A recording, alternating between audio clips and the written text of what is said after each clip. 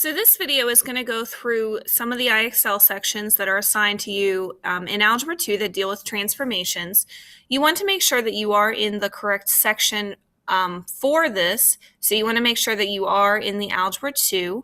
If you do not see numbers here for the different grade levels, if you see letters, you want to make sure that you are in the third tab from the bottom. I believe the correct letter for that is M. So just make sure that you are in the M. It'll either say Algebra 2 or it'll say Level M. So once we are in the Algebra 2s, then we are going to scroll down to the Qs.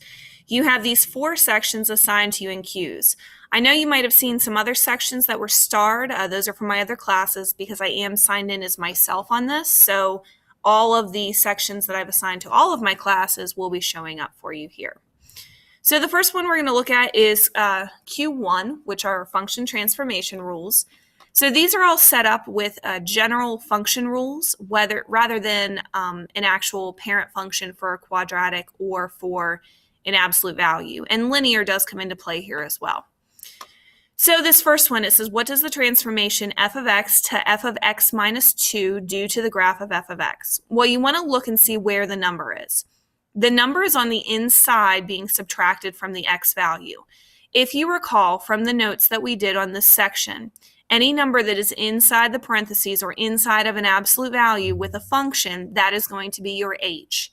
The formula has h being a minus. It has x minus h. So you want to think about h as being an opposite value.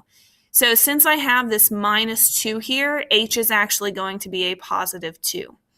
And that means if h is a positive 2, my graph is going to be moving 2 units to the right. If h was negative, it would be moving to the left. But remember, if it was negative, you would actually see a plus in here instead of a minus.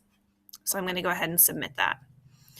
This is another one where you have a number inside the parentheses. Remember, that's an h, and I want to take the opposite. So the opposite of plus 7 would be minus 7, so that would be 7 units to the left. The h values tell you your left and right movement. Your k values, which here's another one with an h, so that's also 10 units to the left.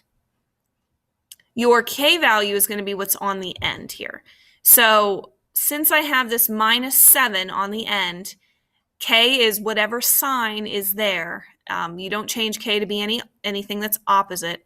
So since k is a minus 7, my graph is going to be moving down 7. And the only one that has a down 7 is this one here. And you can see it actually does do the correct 3 units to the right because my h would be the opposite of what's in here. So h is a positive 3. Now I'm actually going to get the next one wrong on purpose. I'm just going to select the first one so you guys can see what they have in the explanation for this. And you notice here, this chart actually has your rules. So you have your, if it's x plus h, it's h units left. X minus h is h units right. Then you have the plus k and the minus k. So k units up, k units down. So that's all going to be there that you can use for this. So let's get rid of this before we go to the next page. And I'm actually going to skip ahead to a different level. So we're going to jump and go to one like this. With this one, you can see the negative out in front of the f of x. This is actually like example 2 that we did with the notes for 1-2. When you have a negative in front of your function, that is going to be a reflection, but specifically it is going to be a reflection across the x-axis. Across the x-axis, you're going to have the negative out in front. If the negative was inside with this x, that is a reflection across the y-axis. And again, if you got that question incorrect, there's going to be a table that would describe for you what would be happening. There we go. So now the last type of question they'll ask you here is what's going to happen if you have some number multiplied by your function, either multiplied out in front or multiplied inside with the x. So with the 6 in front, if you recall from that chart that I told you to copy down from the 1-2 notes, if you have a number in front, that is going to be affecting your graph on the vertical. So then once you figure out whether it's vertical or horizontal, Horizontal would be if it was inside with the X.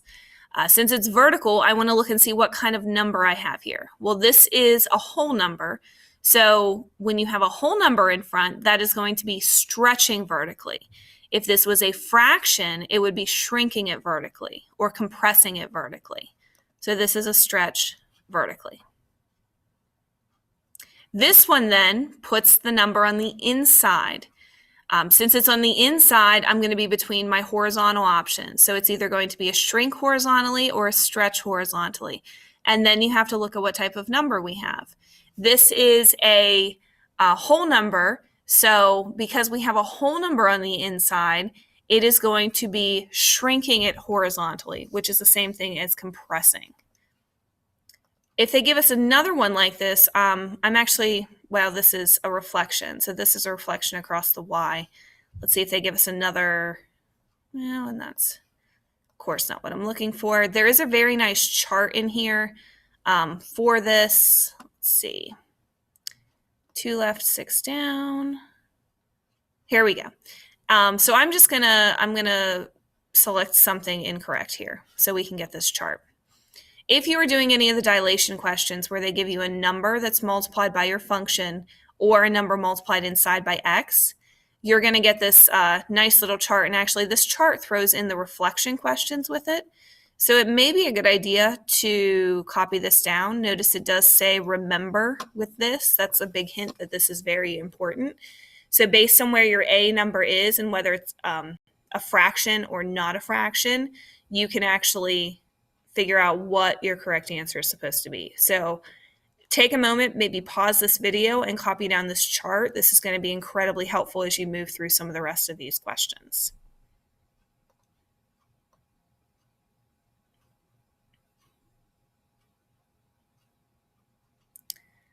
Okay, so once I get this erased here, let's see, we got it now. So I'm going to go back to my Algebra 2 section, and I'm going to look at Q2. Q2 is your translation of functions. This is where you're actually going to be writing some equations. So you're going to be filling in your H and your K values, kind of like what I did in the very last example for section 1-2. Maybe, if we're going to load here, let's try refreshing this.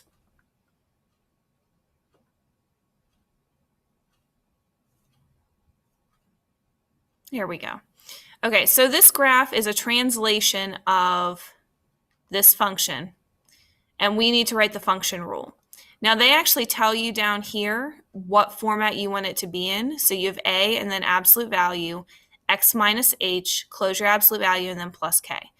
So I want to see where this graph is currently located. You're always starting at 0, 0 for the parent. So to go from 0, 0 over here, I am going to the left 8. So if you are going to the left 8, that means that h is going to be a negative 8. This graph is not moving up or down any, which means your k is going to equal 0. So wherever this point is on your graph, that is going to be your h and your k value. So your h is negative 8, your k is 0. To check and see what the a value would be, if the a is opening up, it is going to be positive. And you can actually just double check the slope of this right-hand side. If the slope is still an up 1 over 1, then your a value is actually going to be 1. So if I click in here, you notice it gives me a couple of options for a fraction and for the absolute value bar. My a is 1. Then I do absolute value. X, normally you do x minus negative 8, but since it's minus a negative, I'm going to change that to a plus 8. I'd use my right arrow to get out of the absolute values, and then I'm going to put a plus 0 on the end. So the plus 0 isn't actually necessary, nor is the 1 out in front. You can just leave that off for this question, but you do need to have the x plus 8 inside of the bars. And then I'm going to go ahead and submit that. Okay, and we're going to go ahead and erase this a little bit so it doesn't mess us up with the rest of our question. Okay, so this next one, this is another absolute value. This one has moved to the right 1 unit. My up 1 over 1 is still 1, so my A is 1. So I have 1, and then I click absolute value. This is going to be x minus 1, not plus, because plus is only when you're going to the left, minus is when you're going to the right. And then your k in this one is also 0. So I'm going to put a plus 0 on that. So this is another absolute value. Let's skip and see if we can get something else. Another absolute value. This one does, though, have an h and a k. Your h is going to be -1. Your k is 4. Your a, though, is still up 1 over 1. So this would be 1 and then absolute value, x plus 1, because remember h is negative, so it's going to be opposite, and then plus 4. Okay, let's see what else they give us here. So this one, they are not actually giving us the graph. They're just telling us what is happening here. Notice this is an mx plus b equation. So this is looking at a linear. So if you have an equation that is f of x equals x, and you need to translate it 2 units to the left, there's something interesting that happens with lines, and you would see this if you actually graphed. So when you have this, if you are moving this entire graph 2 units to the left, moving to the left actually moves the intercept up. So this is going to be x plus 2. And you can always double check that on a graphing calculator Desmos, which we're going to look at for one of these later questions. So you get the idea here. It gives you the basic idea, and then it's going to tell you how you're changing it. So you can go ahead and plug those numbers in. So 3 units to the left, remember that's an h, so you would plug that in. It'd be x plus 3, k would be 0, a would be 1. The next one we're going to look at is number 4, and number 4 is basically the same type of problems that you have in question or in Q1. It's going to ask you about the dilations.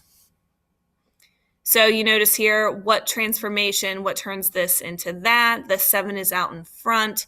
It is a whole number. So since it's out in front, that's going to be on the vertical, and since it's a whole number, it's going to stretch it vertically. And again, this you would use that same chart as you did for the Q1. If we jump a little bit, this one, it says what kind of transformation converts this graph of -3 absolute value of x plus 6 into this other graph. So if we go, there's another useful website you guys can use to help you look at these. If you click on desmos.com, this is a free online graphing calculator, and it's very easy to use. You want to click graphing calculator. You don't have to sign up for any type of account to use this. This is also an app you can get for your phone as well. So I'm going to type in my first equation here, number 1, which was, I'm going to make this a y instead of f of x. Y equals -3 absolute value of x plus 6. So -3. Let's see here. I'm going to have to hide this for a moment. -3 absolute value of x and then plus 6. So plus 6. And then I'm going to click down here to go to my next one, which is negative absolute value of x plus 6. So y equals negative absolute value of x plus 6. Now, there is a number on the outside, which means I'm going to be acting, although it doesn't affect the y-intercept. So that's the thing. You're not really affecting the whole function because you're only acting upon the x term. So because of that, that is going to be on the horizontal. To go from the red to the blue, we are widening it. So I'm acting on the horizontal and I am widening it, which is going to be a stretch. So that's actually going to be a horizontal stretch to turn that into that question.